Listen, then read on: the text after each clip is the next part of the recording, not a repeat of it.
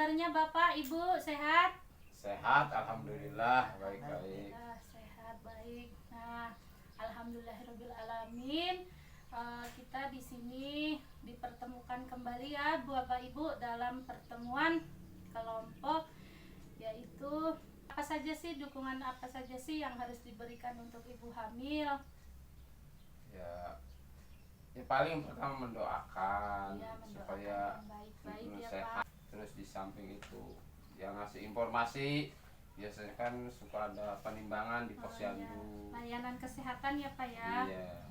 Nah, ya baik. Nah, di sini juga saya akan menanyakan rencana tabel janji diri yang sudah saya bagikan kemarin ya. Apakah Bapak Ibu melaksanakannya di rumah, Ibu? Udah. Oh, alhamdulillah sudah ya Bu ya. Iya. Bapak sih dilaksanakan nggak Pak di rumah? Tahu tuh kayaknya lupa. Lupa. Nanti jangan lupa. Kenapa lupanya Pak? Kalau bisa pasang alarm di HP biar Bapak ingat ya Pak ya. Iya. Nah di sini tujuan Bapak Ibu ada di sini itu pasti ada tujuannya ya Pak ya. Iya. Nah di sini tujuannya yaitu stimulasi apa saja yang dilakukan untuk janin masih dalam kandungan. Apa sih? Mendukung ayah dan ibu untuk memberi stimulasi pada janin ya. Nah, apa sih stimulasi itu?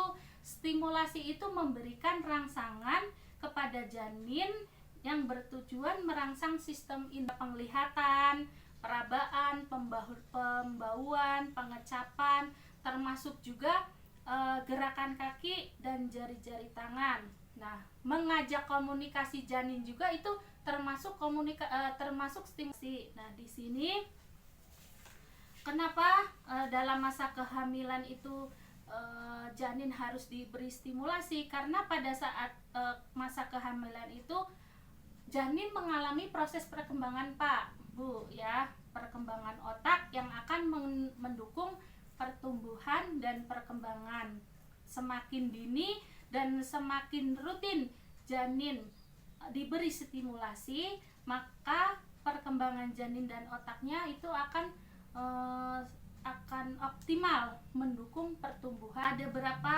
Di sini juga ada beberapa jenis stimulasi yang harus diberikan kepada ibu hamil. Yang pertama yaitu stimulasi sentuhan. Di situ dilakukan pada saat janin berumur 3 bulan. Jadi di saat janin sudah berumur 3 bulan itu bisa memberikan stimulasi berupa sentuhan, yaitu sering mengusap-ngusap perut ibu ya, perut ibu hamil, suara.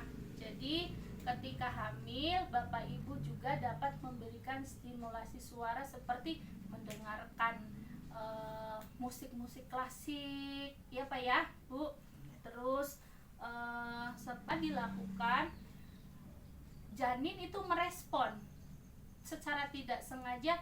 Janin itu merekam stimulasi yang ketiga yaitu stimulasi memberikan cahaya. Ini dilakukan pada saat janin usia 14 minggu ke atas ya, atau triwulan kedua. Nah, ini di janin di dalam perut itu sudah bisa sini.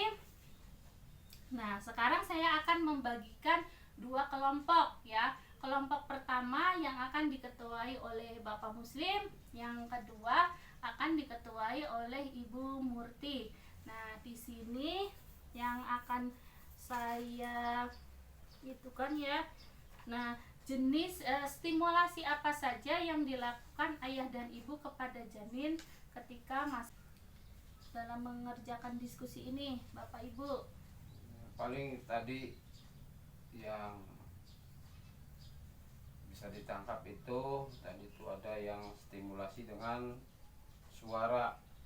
Biasanya orang kampung itu kalau di usia janin 4 bulan itu biasanya suka mengadakan syukuran atau upati. Biasanya dibacakan ayat suci Al-Quran yang mungkin tujuannya supaya janin itu bisa merespon lah apa yang dibacakan. Ya, iya betul sekali Bapak Ibu, terima kasih. Nah, sekarang di sini betul sekali ya Bu. Nah, sekarang di sini saya akan mendengarkan bagaimana pendapat dari kelompok Muslim dulu ya. Stimulasi apa saja yang dilakukan ayah dan ibu kepada janinnya selama masih dalam kandungan? Bapak, apa saja Pak? Salah satunya. Ya paling itu, ya paling kalau kalau bisa ya istri yang sedang hamil itu dianjurkan untuk senantiasa membaca Al-Quran biar bayi itu dapat merespon apa yang dibacakan oleh ibunya gitu. Iya baik, itu sangat bagus sekali ya Pak. Nah Ibu, kelompok Ibu bagaimana? Stimulasi apa saja yang dilakukan ayah dan ibu ketika janin dalam kandungan ya? Nah itu demikian tadi beberapa stimulasi yang harus dilakukan ketika janin dalam kandungan. Nah, adakah yang perlu ditanyakan Bapak Ibu sampai di sini? Kayaknya cukup ya. Iya, udah. Oh, cukup. Nah, alhamdulillah pertemuan kali ini saya ucapkan terima kasih atas kedatangan Bapak dan Ibu semuanya. Tapi sebelum saya menutup pertemuan kali ini, saya akan menyampaikan beberapa kesimpulan dalam kegiatan kita hari ini ya.